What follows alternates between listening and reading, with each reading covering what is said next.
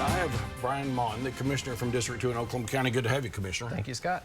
We mostly do state issues on Hot Seat, but one of the things that I think people don't understand about this upcoming jail vote and the whole aspect of the jail is that there's a state angle on this, right? I mean, you do there's DOC inmates, maybe the largest prison in Oklahoma.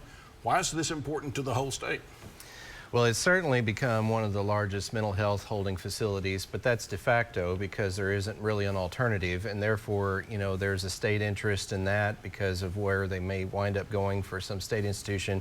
It also winds up being the largest holding spot for those awaiting to go to DOC after they've been adjudicated. So the state has a stake in this, if you will, because they're so behind getting people transported to the state penitentiary that they wind up being in a holding spot. That doesn't change for our fire marshal count, though.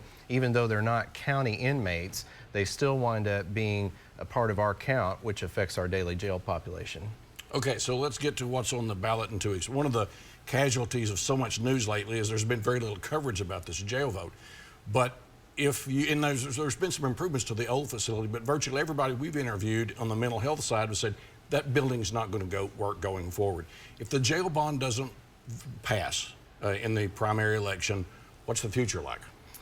Well, I've been famously quoted as saying there is no plan B, and I'm sticking by that because it took us 13 years really to get the coalition of people together to get up to this point now. And so what we're working on is trying to make sure that if this doesn't pass, that everyone understands what the potential consequences are. The Department of Justice may come in and take over. And Scott, it's always better if local government can take care of issues facing us rather than the feds coming in and taking over. And the price tag for that is handed down directly to the property owner. So that won't come out of existing funds. You get your annual evaluation on your property taxes, and this will be above that.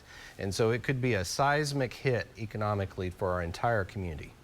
Okay, so as I said, most organizations are for this, but some dissidents, some who do not want this to happen, say, hey, this is a management issue. It's not about the building. Your response? Well, one is the population issue. Our population in Oklahoma City has nearly doubled since 1984. Just proportionally, it would stand to reason that, of course, we're going to be pushing the constraints of this. This building is 32 years old.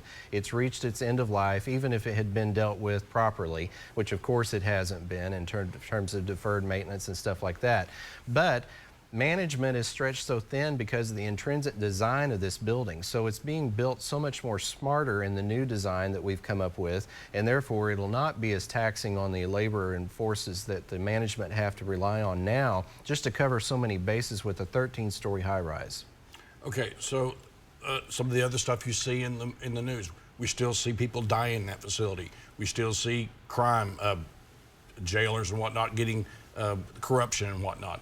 You're saying that you can end this and stem some of this with the new building? I think that it will greatly help it. You know, there's a lot of issues where they're complaining about management in terms of the food delivery, the medical services, the getting people out after the bail bondsmen are putting there. But, you know, you're reliant on 3 elevator shafts and a 13-story high-rise to do all the transporting. When that includes getting people up to medical, which is on the very top floor. Moving it anywhere else in this building is extremely complicated and expensive.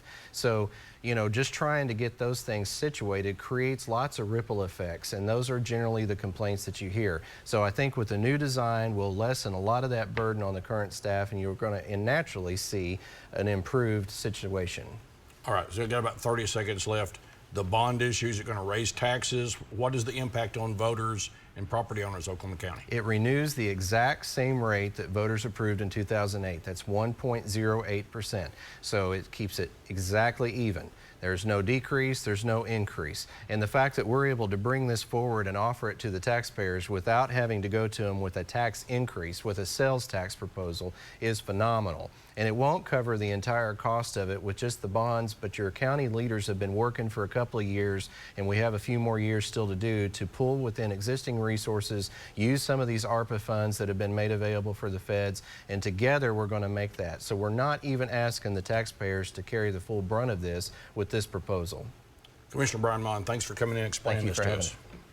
See this again at news9.com/YourVoteCounts, and follow me on Twitter @MitchellTalks.